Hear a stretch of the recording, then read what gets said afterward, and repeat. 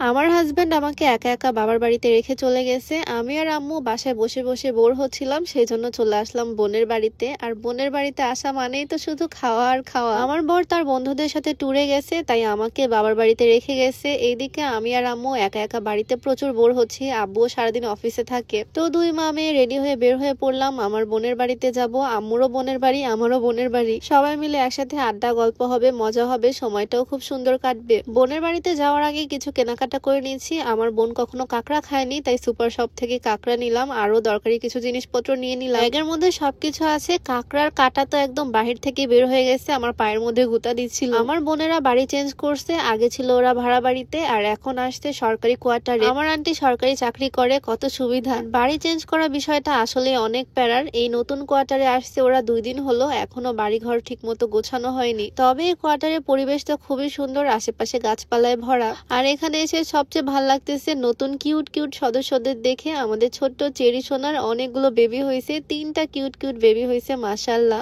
আর এই তো আমার ছোট বোন, ও কিন্তু এখন আর ছোট নাই, কত বড় হয়ে গেছে দেখো আমাদের ছোট্ট আফিয়া। আমি আসার সাথে সাথে আমার ফেভারিট স্ট্রবেরি সুন্দর করে মাখিয়ে দিল আমাকে। এটা আমি আম্মুর হাতেই দিয়ে দিলাম, কারণ এখন সিজনাল খাবার দাবারই খাবো। এই সিজনে ছোট্ট ছোট্ট কাঁচা আম হয়েছে, এই কাঁচা আমগুলো আফিয়া নানু বাড়ি থেকে আনছে। ওর আম কাটার স্টাইল দেখে তো আমি পুরাই অবাক। ওকে জাস্ট বলতেছি এভাবে কাটাকুটি করলে শ্বশুরবাড়ি থেকে শাশুড়ি বের করে দিবে, কিভাবে কাটতেছে। তবে ছোট মানুষ কাজকর্ম করতে আগ্রহ দেখায়, এইটাই অনেক। এখনকার বাচ্চা কাচ্চারা তো কাজকর্মই করতে চায় না, একটু বড়দের মতোই ডায়লগ দিয়ে দিচ্ছি তাই না। যাই হোক, এদিকে আমগুলোকে সুন্দর করে আমার বোন কাটছে আর এখন নিজ হাতে সুন্দর করে মাখাচ্ছে। টক খাবার আমরা দুই বোনই ভীষণ পছন্দ করি। আমার তো এখনই ভিডিও দেখে মুখে পানি চলে আসতেছে। আম খেয়ে থাকলে তো আর হবে না, দুপুরে খাওয়া দাওয়া করতে হবে। বাট এখানে এসে মেইন যে সমস্যা সেটা হচ্ছে গ্যাসের চুলা নষ্ট। বাড়ি চেঞ্জ করতে গিয়ে চুলা নষ্ট হয়ে গেছে আর এখন প্রায় দুপুর পারও হয়ে গেছে, তবে এখন পর্যন্ত আমরা খাওয়া দাওয়াই করতে পারতেছি না, 4:30 বাজে। তাই আর কি বাহির থেকেই খাবার আনালাম। আচ্ছা, ভিডিওর মাঝখানে একটু বলতে চাই, তোমরা যারা ওজন কমাতে চাও, চিকন হতে চাও, তোমরা চাইলে এই হার্বাল স্লিমিং টিটা ট্রাই করতে পারো। এইটা খাওয়ার মাধ্যমে খুবই সহজে ওজন কমবে।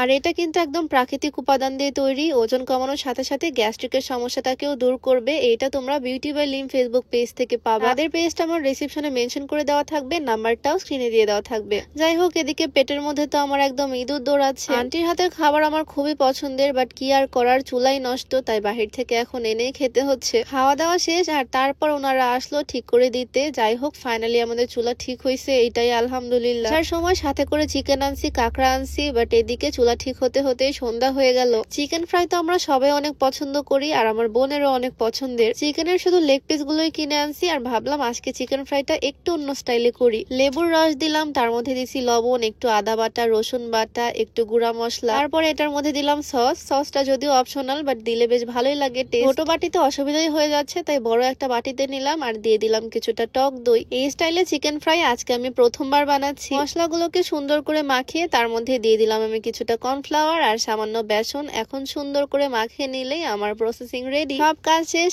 এখন জাস্ট আমি চিকেন গুলোকে সুন্দর করে ভেজে নিব, আর কোনো কোটিং এর দরকার নাই। সুন্দর করে এখন জাস্ট ডিপ ফ্রাই করে নিব।